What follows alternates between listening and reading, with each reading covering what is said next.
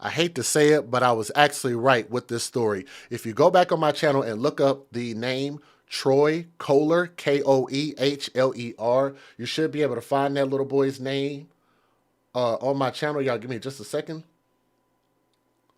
We try to refresh. I'm sorry about that. This thing is going to kind of act ignorant a little bit. So I'll try to adjust it. I'll try to fix it.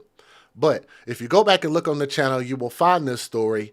And I actually accused pretty early on the male caretaker of this boy that it didn't seem like his story sounded correct. It seemed like he may have had something to do with this boy's death. He didn't seem like he really cared. I didn't like his attitude. I didn't like his demeanor. As you can see right here from that picture, he was looking down and looking off to the side most of the interview, which is really, really weird. But before we get too far into this, need to give you guys an official disclaimer that some of you, if you're watching for the first time, might find my content controversial or offensive. The information is coming from a credible source. I'm getting this from people.com, so thank you for the article. But we also have news videos as well. This video commentary also contains my personal opinions about the facts of these stories. The point is to use this as a cautionary tale in hopes of preventing tragedies like these to children going forward. Viewer discretion is advised, and that is your official disclaimer. And also, I wish people would start paying more attention to this because I've been giving a disclaimer about my stream for 4 years. And I still have people that will try to contact me and email me, and I didn't like what you said in your video. Everything you said was correct. It was based on facts. It was correct, but I just didn't like the fact that you said it. Can you please take your video down? The answer is no. Okay? Stop asking. The answer is no. I don't know what is wrong. I don't know what is wrong with people. Email me and tell me to take my, like, why even do videos at all if I got to take them all down? It's just dumb. But anyway, Texas is going to take the L yet again in the story. Police in Texas have arrested and charged. So this is official. And I wish this thing would stop messing up. So it is official that the parents have been charged of a 7-year-old boy by the name of Troy Kohler, who was found dead in a washing machine in their home. On Wednesday, Harris County Sheriff Ed Gonzalez announced that after an extensive investigation, Jermaine Thomas, who is the guy on the left-hand side there, let's refresh this again, who's on the left-hand side, and Tiffany Thomas, 35 years old. Damn, she don't look like she's 35, but I guess Tiffany Thomas, 35 years old. They both are in custody and charged with capital murder. Now, what does capital murder mean? That means that they could prove intent. And they have some type of proof that proves that these people committed this act against this boy that caused his death. That's usually going to end in a life sentence in prison or the ultimate penalty under law. If they do the death penalty, I wouldn't feel bad, especially with this story, which I heard what this boy went through. Now, additional charge of injury to a child by omission was filed against Tiffany, Gonzalez said in the Twitter news alert. Jermaine and Tiffany, who are believed to have adopted Troy, a foster child, in 2019. Can we get a hashtag babies for benefits? Right? Babies for benefits. They adopted this child. They were booked into the Harris County Jail, the sheriff noted. Tiffany's bail is set at $150,000 and our court date is scheduled for Thursday, according to our booking report. The booking report for Jermaine is not on the jail's website. It's unclear if Tiffany and Jermaine have retained lawyers who can comment on their behalf. Now, Gonzalez added in the tweet that the autopsy for Kohler was done by the Harris County Institute of Forensic Sciences, which revealed that Troy suffered new and previous injuries. So this boy had been beat up for a long time. And again, I always think it's a very dangerous thing when children are not in the custody of their biological parents. When parents do so poorly in life that they lose custody or give up custody of children and they end up in the foster system, they're being put in a system that may or may not care about them.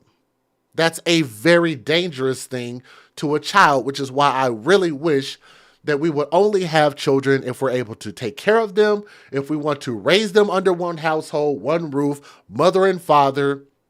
But that's not what's happening. These children keep falling through the cracks, and I don't really blame this on the system. I blame this on the biological mother and biological father, because this child shouldn't even have ended up in this situation to be in the custody of these two damn idiots. I think what I said was perfectly fine. I don't know why people get mad about what I say.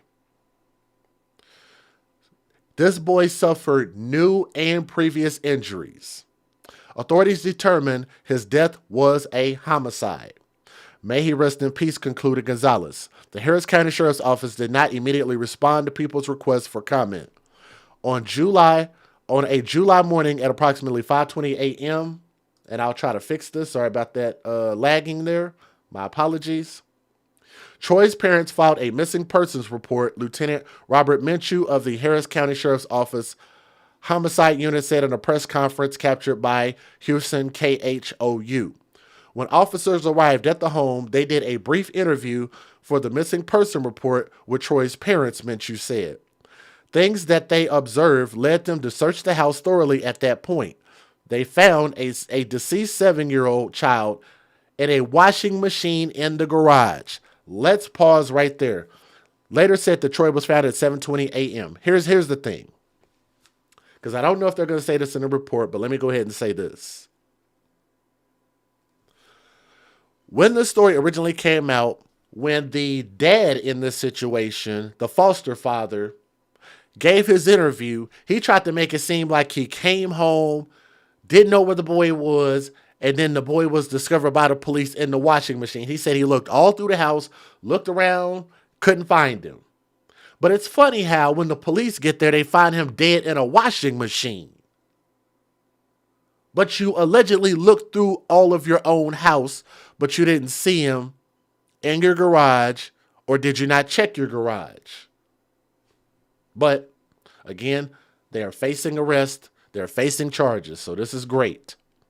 The homicide unit was then called to investigate, and the child's parents were separated and detained so they could get their stories, which is standard procedure. When asked what caused police to search the home, Minshew said it was standard police procedure, adding, it was early in the morning, there was no indication that the door had been open or a window open.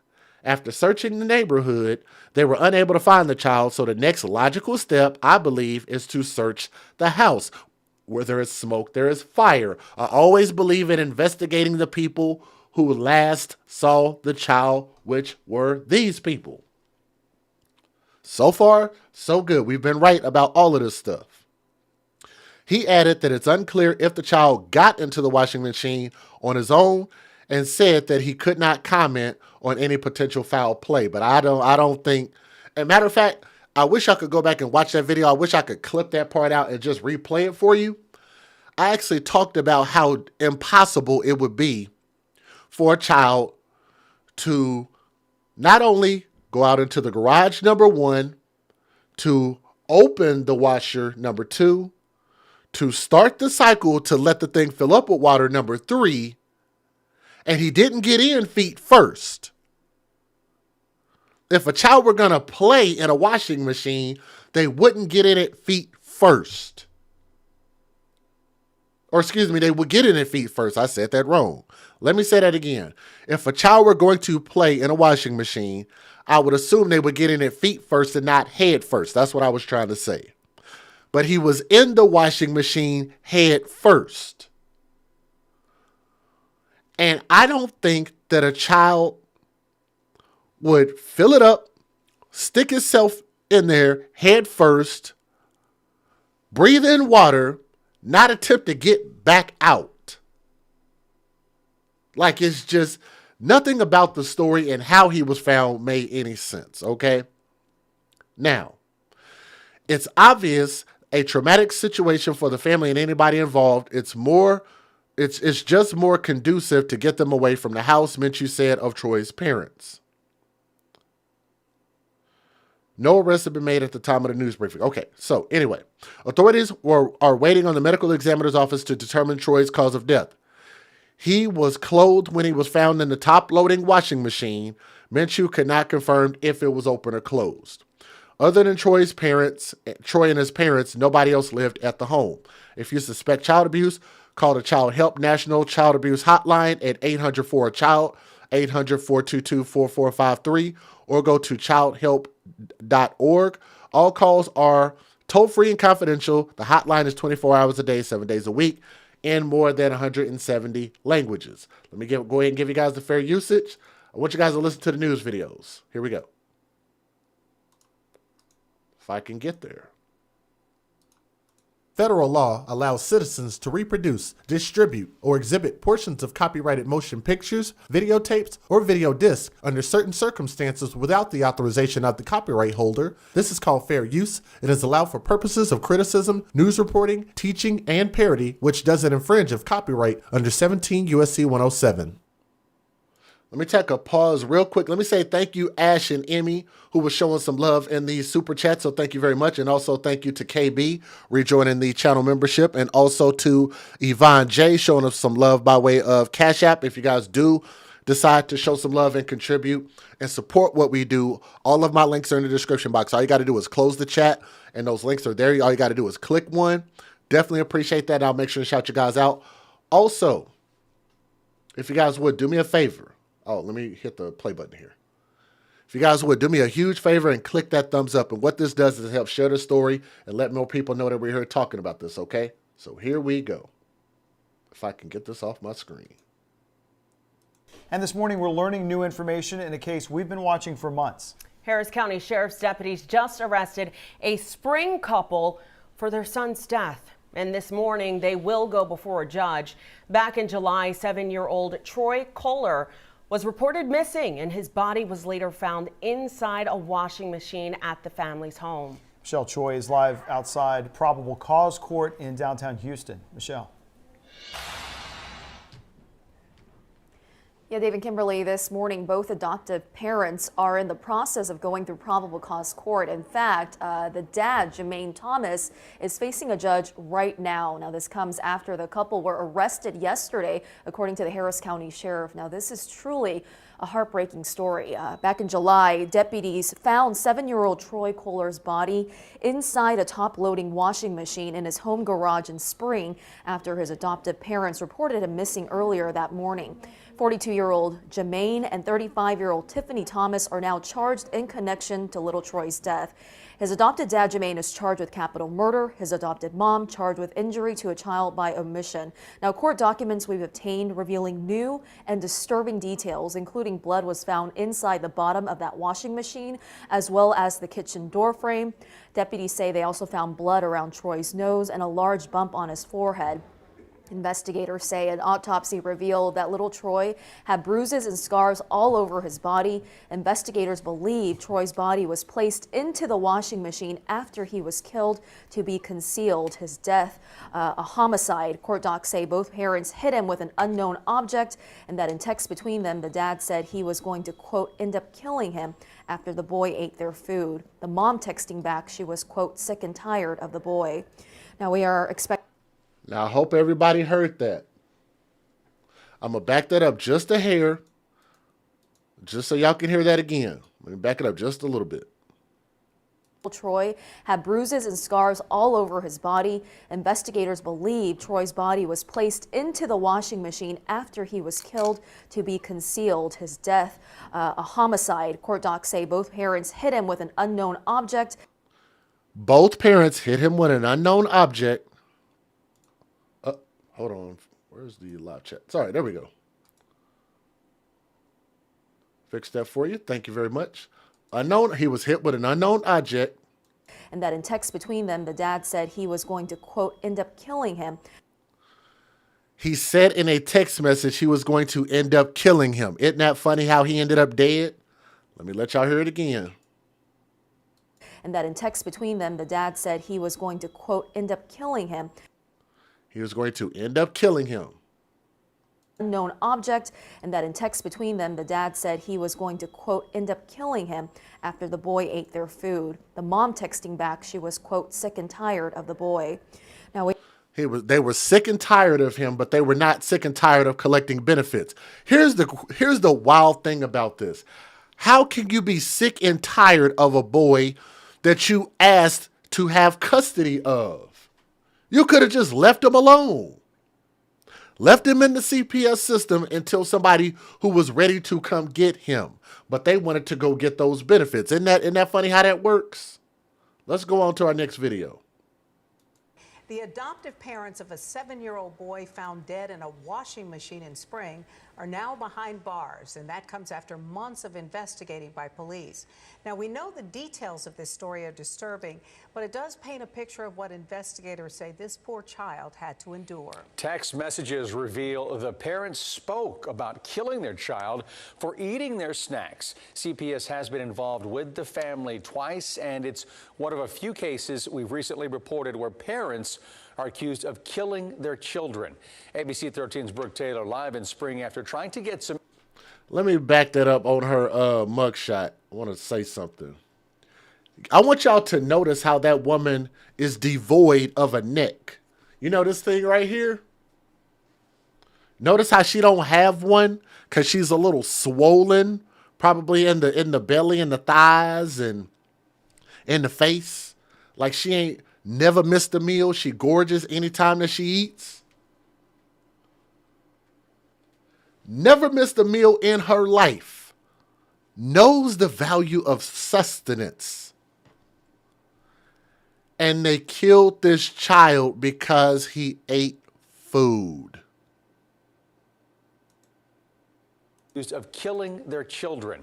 ABC 13's Brooke Taylor live in Spring after trying to get some answers on this case. Brooke. Erica, Mel, you know, the documents here are even just hard to read. This 7-year-old boy, investigators say, was found with bruises all over, a bloody face and injuries to his face. They say he was suffocated, he was beaten, and even possibly drowned. 4 months after 7-year-old Troy was found dead in a washing machine, and his adoptive parents are now charged. Court records show disturbing texts between Jermaine and Tiffany Thomas. Investigators say Jermaine was upset their son ate his donut sticks and texted Tiffany, quote, "I need to get the locks. I'm going to end up killing him.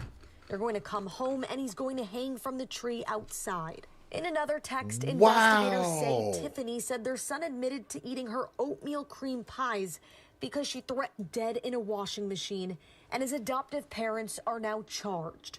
Court records show disturbing texts between Jermaine and Look at this. Tiffany.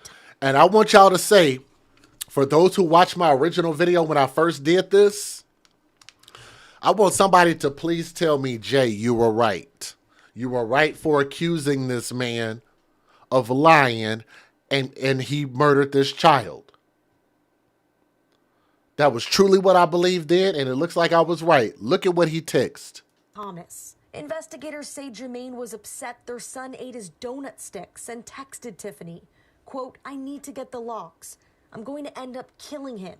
They're going to come home and he's going to hang from the tree outside." He's going to be hanging from a tree. Let's talk about the irony in this. Thank you, Lee. Thank you, Marie. And also, I needed to say thank you to Beatrice. Thank you very much. So some love over there in the super chat. I was right. Please go back when y'all get a chance after this is over sometime this weekend and go and watch my original video on Troy Kohler. I was right. And guess what? Most of the time, I'd say 99.9% of the time, I'm right about what I believe happened.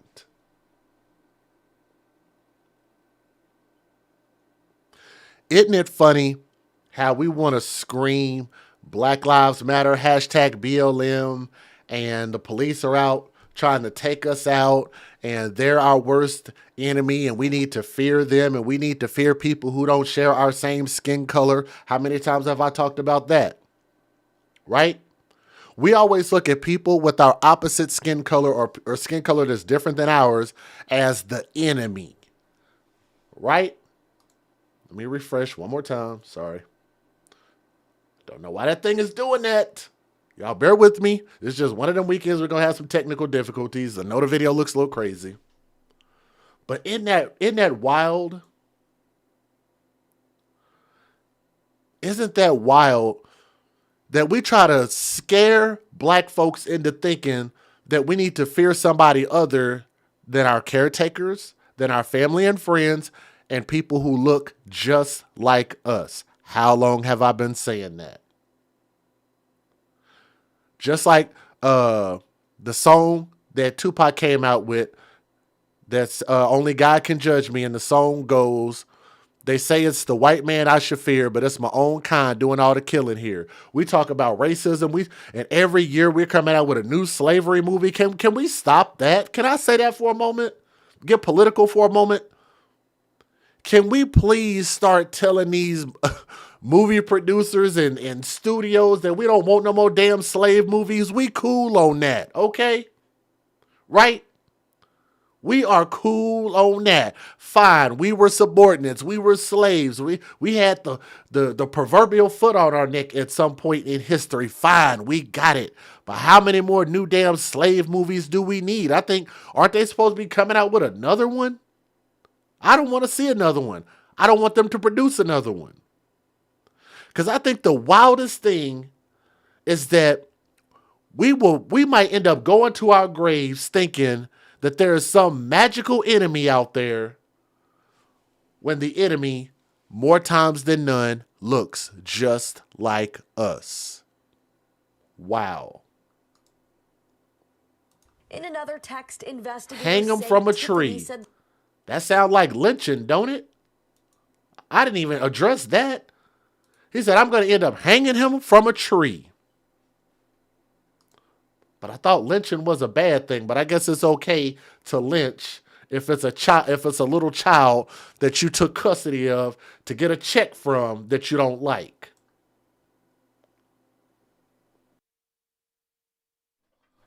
Okay, how about that? Can y'all hear me now? Sorry about that. I seen it. I seen it, y'all. See if we can get the chat back up here. Let's see. Sound is muted. How about that? Can y'all hear me now? We are just going to have a world full of issues here tonight. And we're going to try to get through it. I've already put the stream together, and damn it, we're going to get through this one way or another. Now, why my stuff is messing up is beyond me. I wanted to stay at that. And why it's not doing that is beyond me. This should be there. Should be locked in. I don't know what the problem is. I don't know. But anyway, let's keep going. Today, court documents today where horrific details came out about the child's last days alive. Disturbing detail, possible child-year-old myths about their pies. Because she, quote, home in spring. Records show scars all over his. Let's start about here. Let's back this up just a little bit more right here. All right, here we go. Let's keep going. In today's probable cause hearing, but her husband, Jermaine Thomas, stood before the court as details about why he's charged with his son's murder were read. The complainant died at the defendant's home, and his death was homicide due to homicidal violence. Here in front of a judge, Jermaine Thomas stood for several minutes as disturbing details about old and new injuries inflicted upon his own 7-year-old son, Troy Kohler, were told to the court. Scars all over his body, which are indicative of non-accidental inflicted trauma.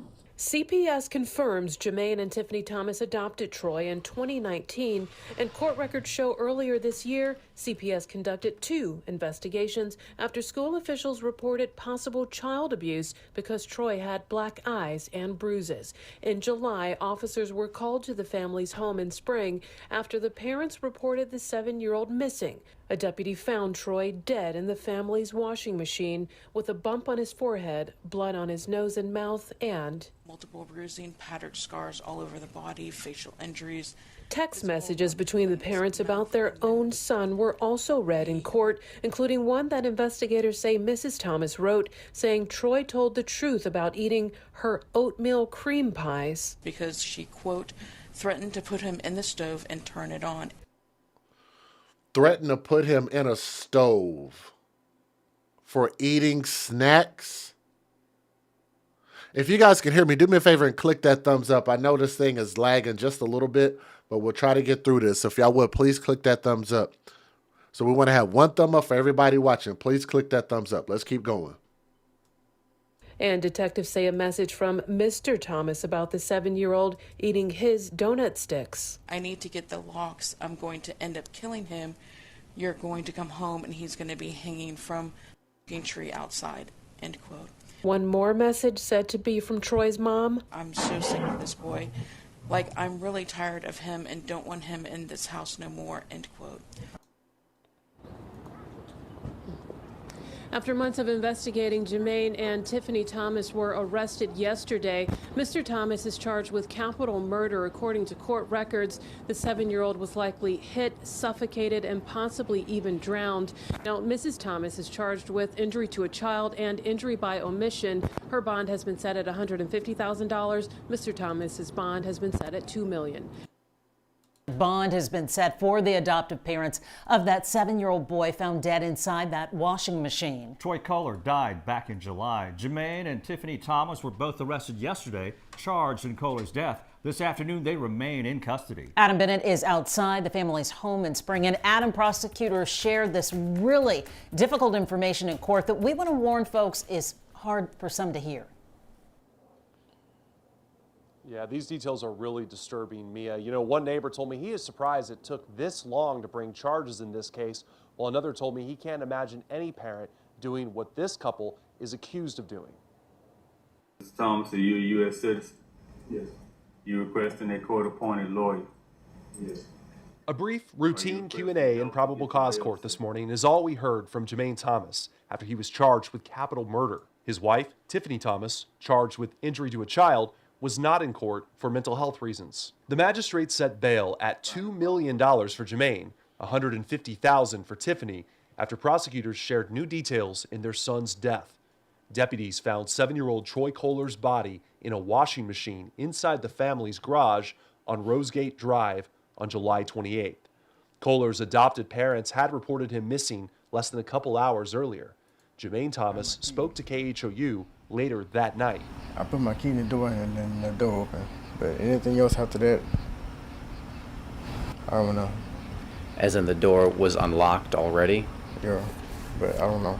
But in court documents, a Harris County Sheriff's Office homicide investigator says the couple made several inconsistent statements, contradicted by surveillance video and cell phone records. The medical examiner ruled Kohler's death a homicide, saying he suffered from asphyxiation, possible drowning, and blunt force trauma. This defendant would have been the last adult present in the residence while the complainant was alive.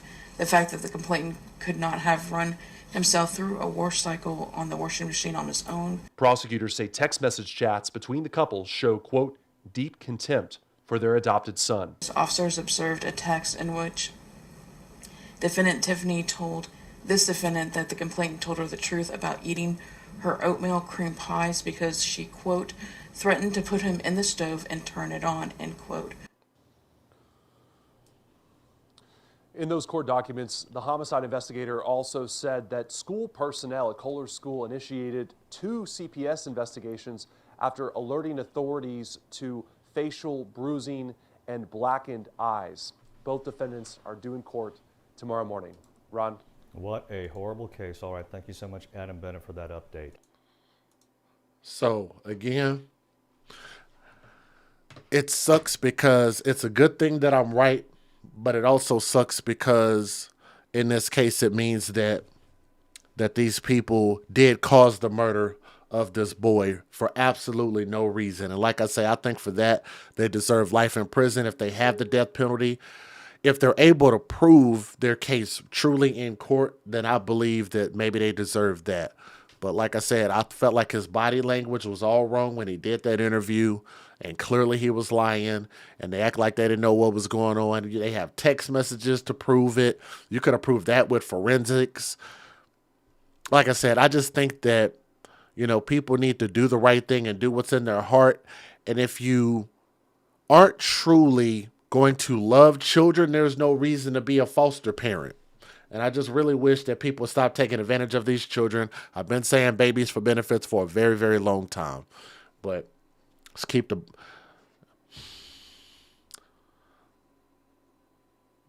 we'll probably do an update whenever they sentence them and give them their final sentencing. But to this young prince, Troy, R.I.P.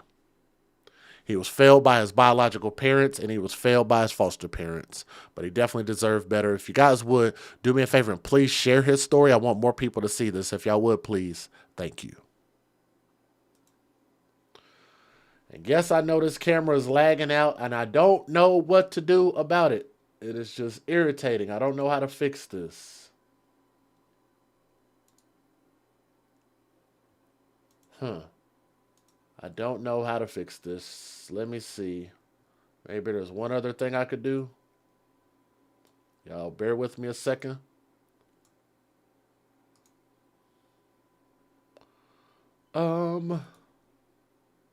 Let's see here.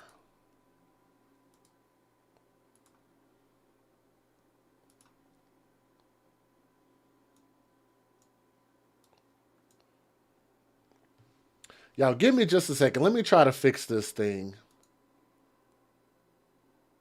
90, 255.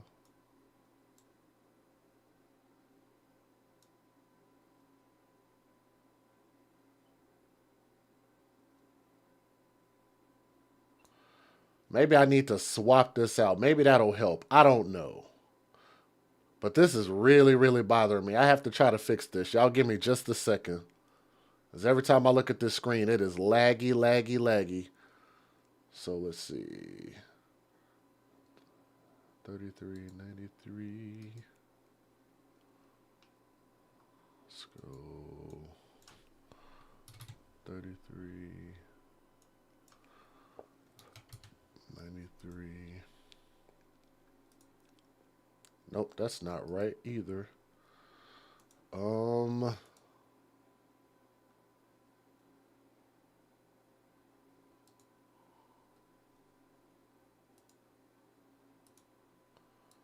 Let me try to fix this. Hold on. What is this one? That one is... Oh, the other direction. Hold on.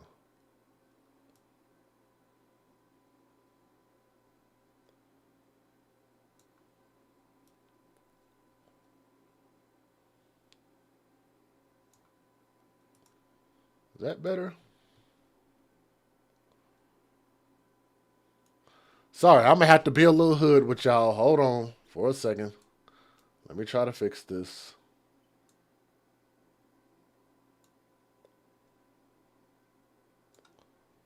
Let's pray that this works.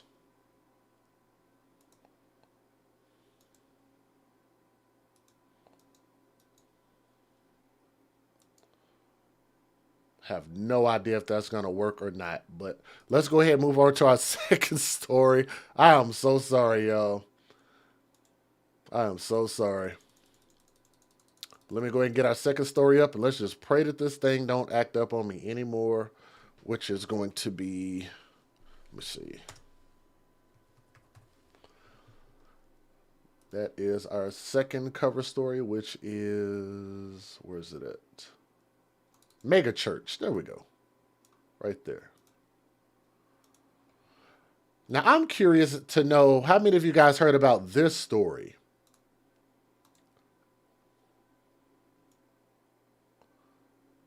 Leave that right there. I don't want to screw nothing else up. There was a megachurch pastor that was arrested, and I'm curious how many of you guys heard about this. But we're going to get into it. Let me go ahead and get our videos up here. It's probably the jankiest live stream I've done in a long time. But we'll get through it. We will get through it. There we go.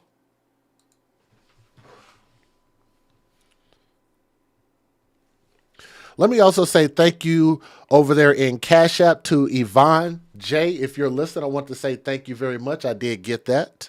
And for anybody else who wants to show some love, let me say thank you to Kenya. Kenya, if you're out there listening, thank you. And also to, let me make sure I can say your name. Oh, no. Not this one. Got this one. And Lil Bit. Where is Lil Bit at? I haven't seen Lil Bit around in a while. But shout out to Lil Bit also. Did it connect to the right internet source? That is mobile, yes. Let's bring this one up and bring this one up. Make sure that the audio still sounds okay. Check. This one. And Lil Bit. Where is Lil Bit at? Okay, that's going to be good enough. Guys, that's probably about as good as it's going to get right there. Like I said, I don't know how else to fix this, but it is what it is.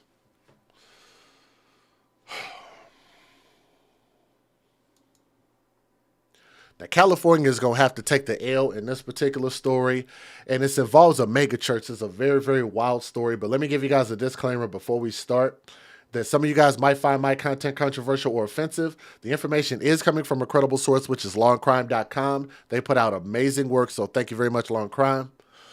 This video commentary is going to also have my personal opinion about the facts of the story. The point is to use this as a cautionary tale in hopes of preventing these tragedies to children going forward. Viewer discretion is advised, and that is your official disclaimer. Let me pull that down. I want you guys to take a look at that beautiful face. Let me back it up here just a second. Beautiful little face, little girl right here. This little girl was 11 years old. And one of the leaders of a California megachurch was arrested this week and charged with a spate of felonies for allegedly torturing and killing her adopted 11-year-old daughter. So the woman that you guys see on the left-hand side of the screen, her name is Letitia Diane McCormick. The 49-year-old ordained elder at San Diego's Rock Church was taken into custody on Monday and charged with 1 count of first-degree murder, 3 counts of torture, and 3 counts of willful cruelty to a child in the death of Arabella McCormick nearly 3 months ago, authorities announced. Letitia's parents, by the name of Adela and Stanley Tom, were also arrested in connection with Arabella's death. Isn't that something? Like, nobody loved this little girl. So her own parents were arrested also. Stanley, who is 75, is also facing 1 count of first-degree murder, 3 counts of torture, 3 counts of willful cruelty to a child, and Adela, who's 70, was charged with 3 counts each of torture and willful cruelty to a child. That makes absolutely no sense. Absolutely insane. The 2 additional counts of torture and child cruelty stem from alleged criminal acts towards Arabella's 2 younger sisters, ages 6 and 7 years old. The 2 surviving girls have been placed in the care of a foster family, the sheriff's office said. Now, according to a press release, investigators with the San Diego County Sheriff's Office Homicide Unit arrested Letitia and Adela on November the 7th at a residence located in the 32,000 block of Sutter Road in the Lucerne Valley area of San Bernardino County. That is a mouthful. Stanley was detained near the intersection of Cable Street and Del Monte Avenue in the Ocean Beach area of San Diego. Authorities say that the investigation into the family began when deputies from the sheriff's Rancho Station responded to an emergency call about a child in distress at a home located at the 3300 block of Lakeview Drive at approximately 2 a.m. on August the 30th. So this was a few months ago. First responders found the child, later identified as Arabella, and emergency medical services personnel rushed her to a local hospital. The sheriff's office said that Arabella's condition indicated that she had been a possible victim of child abuse. When in the hospital, the child's health continued to decline, and unfortunately, she was pronounced dead. The sheriff's office of the sheriff's homicide unit responded to and assumed responsibility of the investigation, the release states. During the investigation into Arabella's death, deputies contacted her father, Brian McCormick, near the family's home. He committed suicide in their presence. He committed suicide. Brian McCormick, who was an agent with U.S. Customs and Border Protection, reportedly shot himself in the head while inside of his pickup truck on August the 30th. Investigators have not said whether they believe he was involved in the abuse allegedly inflicted on the 3 children, and I guess you guys can probably assume that he probably was, based on the fact that he took his own life. That was clearly for a reason. That, to me, shows guilt. That's an admission of guilt, in my opinion. Sheriff Lieutenant Chris Steffen reportedly told the San Diego Tribune on Tuesday that investigators found signs of bruising all over Arabella's body and believe the little girl suffered from severe levels of malnourishment before her death. They starved her to death. And here, let me say this before we even keep going.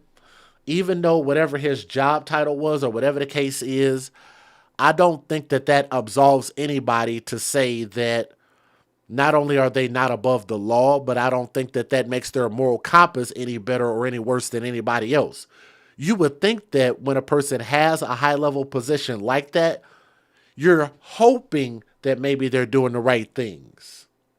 I don't think that that necessarily makes them any less stupid than any other crime, any other person, any other criminal, right? Arabella's biological aunt reportedly told the newspaper that Child Protective Services removed the 3 girls from her sister's home in 2017. They were fostered and then adopted by the McCormicks in 2019, she reportedly said, adding that the girls were removed from the school following their adoption. Now, the Rock Church, founded in the year 2000 by former NFL player Miles McPherson, who still serves as an evangelical church senior pastor. Letitia was reportedly an ordained elder and ministry leadership program coordinator prior to her arrest. That is a title. In a statement to San Diego NBC affiliate KNSD, the church reportedly said it put Letitia's ordained status on hold. We received notice that Letitia and her parents have been arrested as a result of the Sheriff's Department investigation. We continue to grieve for Arabella and her sisters. We're so sorry that their family and friends are experiencing this unimaginable loss and pain. We send our deepest condolences to all that are grieving at this time. Our hearts go out to each of them, and The Rock no longer has any official relationship with Letitia.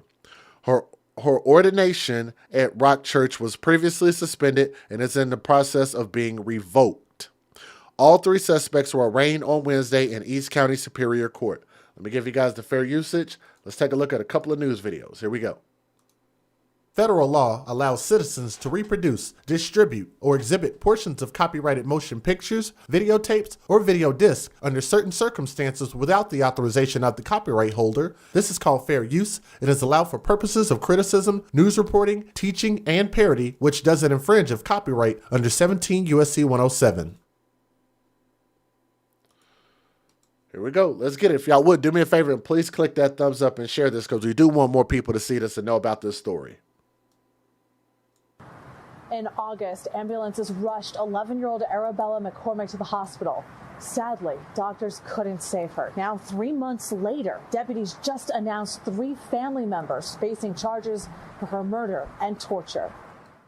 When kids are involved, and to the extent of the details in this case, I think no matter how long you've been on or how soon, you can somehow relate and it impacts you in some way, whether you have kids or not.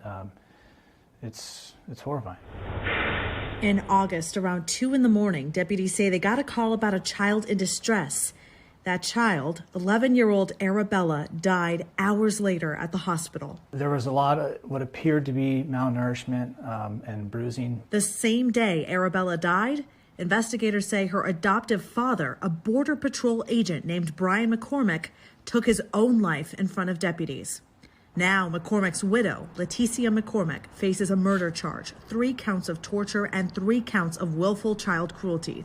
Her father, Stanley Tom, faces the same charges. Her mother, Adela Tom, faces torture and willful child cruelty charges, but is not charged with murder. We've been working with the DA very closely on this case, and everyone was on board when we had these warrants put out for Leticia, Adela, and Stanley. Arabella's biological parents tell us Arabella and her 2 younger sisters moved in with the McCormicks around 2017, and their adoptions were finalized a couple years later. Leticia McCormick has been an important figure in the Rock Church, serving as the Ministry Leadership Program Coordinator and was an ordained elder. Tuesday, the church told us it has no relationship with her and is working to revoke her ordained status. Deputies also say Arabella's 6- and 7-year-old sisters, who were also adopted by the McCormicks, were hospitalized in August but are doing better and are in the care of a foster family. And we're still waiting on the medical examiner's autopsy report to get an official cause of death for Arabella. In the meantime, Leticia McCormick and both of her parents are in custody. All 3 are scheduled to be arraigned Wednesday. Alexis Rivas for NBC7 Investigates. Thanks for watching our YouTube channel. Follow today's top stories and breaking news by downloading the NBC News app.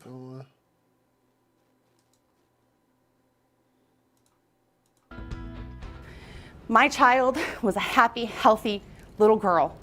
All 3 of my children were, up until the McCormicks got them.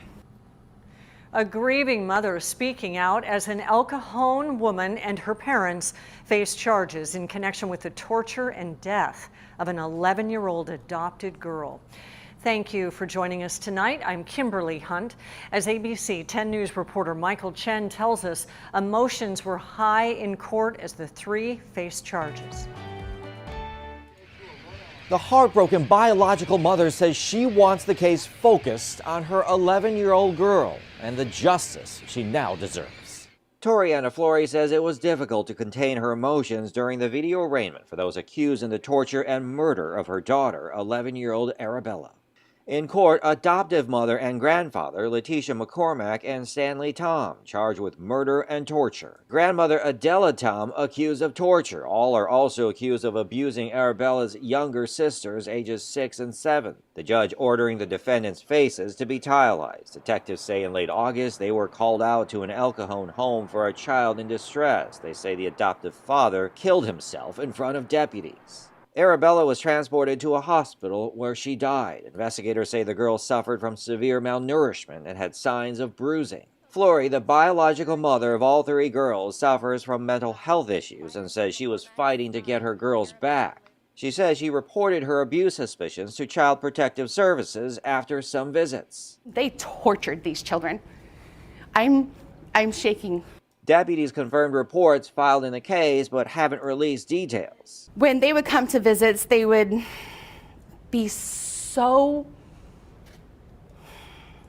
hungry and distant because mommy said, I can't say this. Several teachers have actually reached out to me via Facebook and other ways to let me know that they reported abuse. The accused adoptive mother, Leticia McCormick, is a decade-long volunteer at the Rock Church and an ordained elder. The Rock Church confirming they've cut off ties with McCormick. But I pray Leticia and her parents rot in that prison. Here's what I find ironic. This woman didn't find out that she had mental issues. Not after 1 kid, not after 2 kids, not even before she had kids at all, not after 3 kids. And so somehow now these people have custody of her kid. Did she lose custody? We don't know. They didn't specify that. But here's what we do know. Based on what I understand here, she didn't have custody. And I always find that the wildest irony when a biological parent either loses custody or doesn't have custody of a kid and then get mad about somebody else for mistreating their kid when all you had to do was be a suitable parent from the jump or not be a parent at all. You could have chose to be a suitable parent, chose to bring your kids into a suitable situation, maybe chose to get yourself some help before you had kids. Am I saying something that's wrong there? I get tired of people using mental illness as an excuse to put their children in bad situations. Somebody in the chat said, thank you for saying that. Yes, I'm blaming the mom also. I don't think I'm wrong for doing that.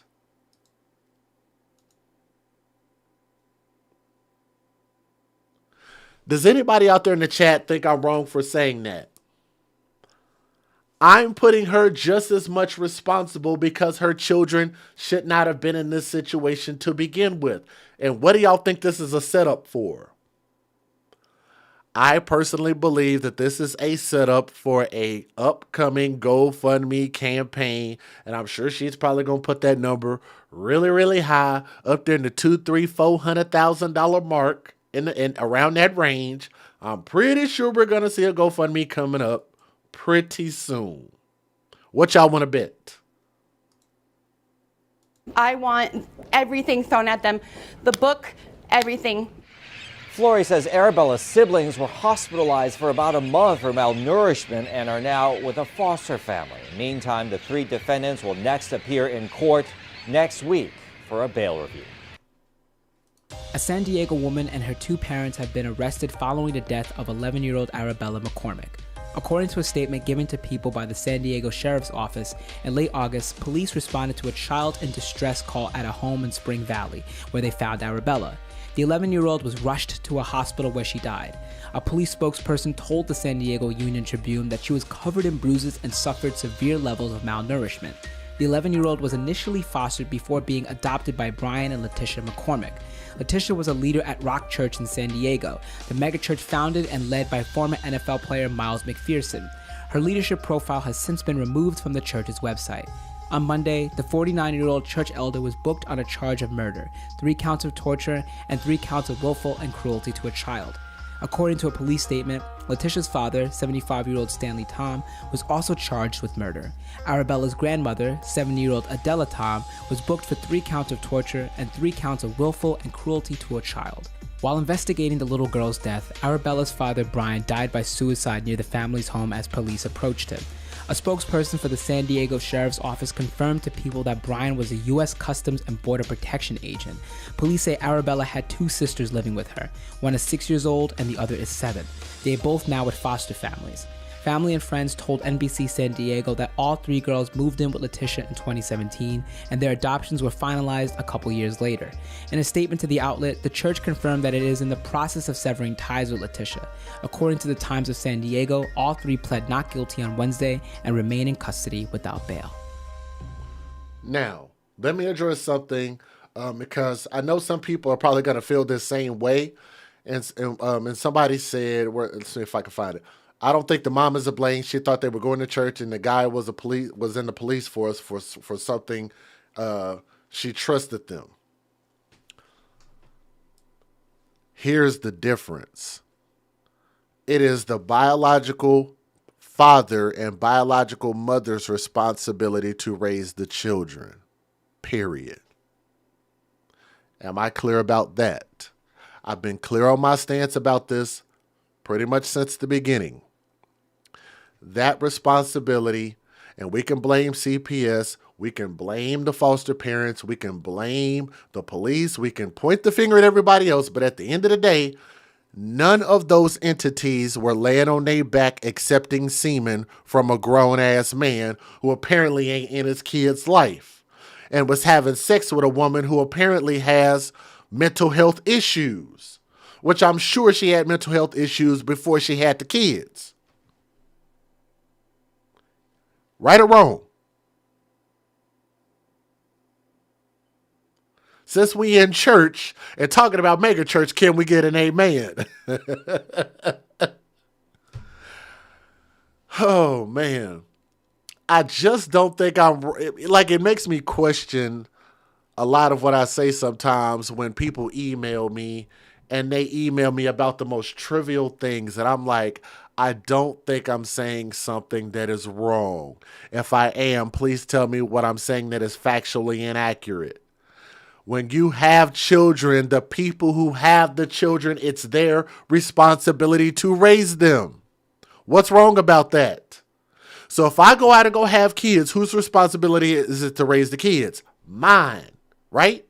If I go out and go create a daughter, who should be raising her? Me and her mom, right? If I fail that responsibility, do I have the right to get mad at somebody else for not taking up that mantle properly? I don't think so. I don't think so. Because our children are our first and last line of defense. And if we fail them, then they are left to the devices, whatever that is, whether it's CPS, whether it's foster parents, whatever it is. And we just have to hope at that point that they do the right thing. And if they don't, they get punished. But that's not where the responsibility should lie. The responsibility should lie in the biological mother and biological father's hands, period.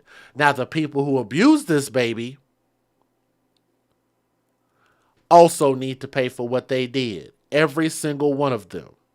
And they all think that that the man that took his life, the ex-police officer or whatever he was serving in whatever capacity, I think that he took his life because he knew what he did was wrong and they were probably going to find him out. And I think that he took the coward's way out. Let me say that. He's a freaking coward. I want everybody to understand my stance on that. For the lady who was alive, who didn't take her life, I absolutely hope that those people get their just due in court. To that beautiful young soul, young princess Arabella, R.I.P. She was just failed at every turn in life. And I keep using these stories as cautionary tales, hoping that people who either listen to these videos or know somebody, live around people like this, that we can spread this message of love and respect for children before we have children, when we have children, and wherever those children end up. And I just hope that we can stop this horrible cycle from happening, okay? But share this story, hit that thumbs up, and subscribe to the channel. I think that's what we stand for. I think it's a great message. The AFC. We should all advocate for children. And RIP to that soul. Thank you.